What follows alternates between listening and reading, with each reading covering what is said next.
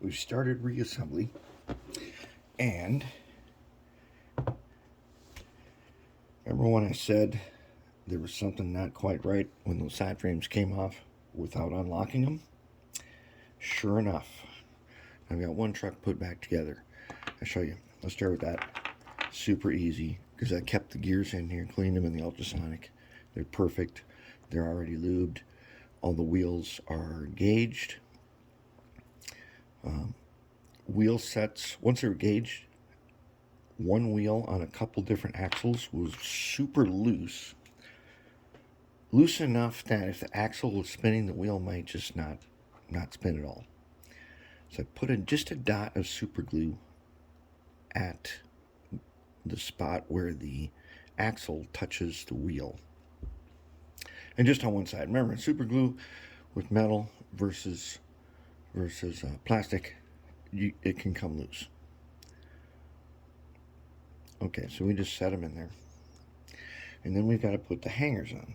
And the hangers are directional with this tab towards the inside, or like I like to say the rear of the truck.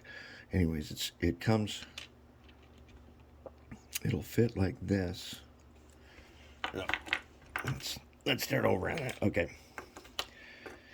It's going to fit where the tab comes up, like on this one, just behind this tower, for the worm tower. And they are directional. So you've got to get them on in just the right spot. And remember, these little indents face out. These have all been cleaned and ox guarded, and the ends of the wheels cleaned and ox guarded. Wheel treads cleaned and ox guarded. And then we'll get this guy fixed on here. Okay, so it goes on like this. As you can see, here's the worm tower, here's the tab. And I was thinking of soldering. I'm not sure yet. This one is prepared in case I need to solder. But this one, we need to figure out what is going on here. So let me take this guy off again. Now I'll show you. Okay, see how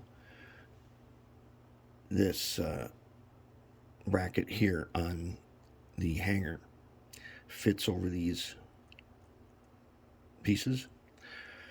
Normally those lock in. This one broke off, but this one is melted. So somehow this thing got hot enough, and whatever happened, it melted the end of this. That's not a break or nothing. That is a total meltdown right there. And I think I know why, which I'm going to try to show you here.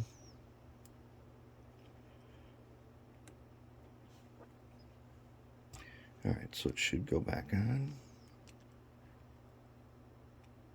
Oh yeah, this one too. Meltdown. And I'm probably going to end up having to cut those off because they don't even really fit in here the right way. Oh, they get caught up. And let's try that again. Try it down here.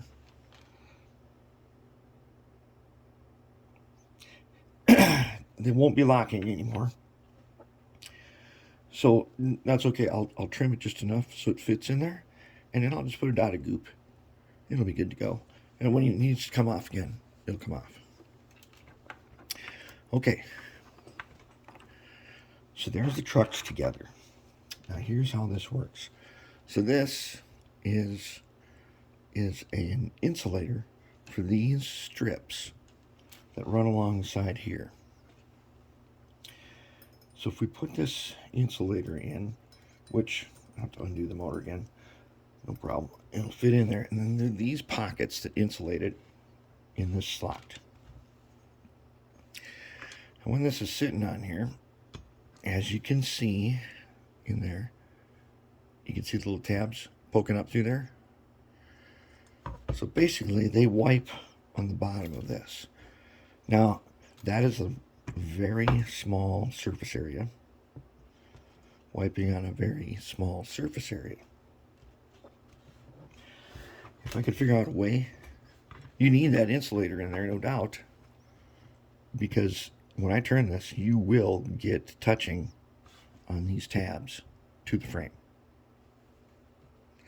And if you were going this way, and this one was going that way, you could end up with short. So what we want to do is find a way then. Now there's some wires that were soldered on right in the, kind of in the middle here. Where did they go exactly? Okay, so there's a wire on here. It came up alongside here. I'm kind of surprised that it actually fit. You can get the shell down on it. There's like no clearance at all. Okay, I've also, so for this one I put a light coat of yellow on it and then I marked it with an F. That way it's easy to see. What we want to do is we want to find a way to get a decent wire from here up to the decoder. Now when the motor's in here the right way, I always call this the back end of the motor. And the back end faces towards the front, and the front has this little lower piece here. Red wire, black wire, exactly as it should be.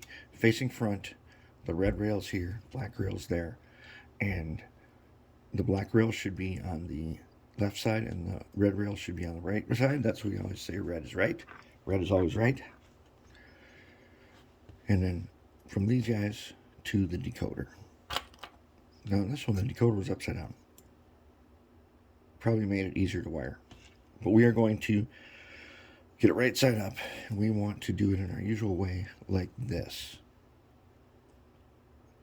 So we're going to do something about these guys and get some little wires that come over to the motor tabs. Then we want some wires that we might go up from here, might go up from there, because it only brought 2 wires up, and we like the 2-wire thing. Okay, I want to keep this strip in here just because we're bringing power from one up to this guy and from this guy up to that guy. That should lower the resistance of that. It's like the 2 resistor problems. 2 resistors side by side. One comes in, breaks into 2 resistors. You've now given yourself 2 paths, and that's why it cuts resistance in half. So this is not going to be exactly half, but it is going to cut the resistance from the wheels up to the power inputs, which are here and here. And I think we could fit a wire, if we can figure out how, and not rub against the side frame or against the worm. Might be able to go around like this, maybe around like that.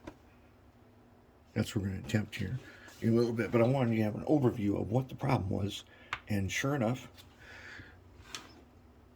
intermittent contact between this and that rail will heat this guy up. And that we don't want. So that's where we're at. So now I'm going to experiment a little bit, and then I'll come back in a little while. And I think I've got a solution, and we'll put it in.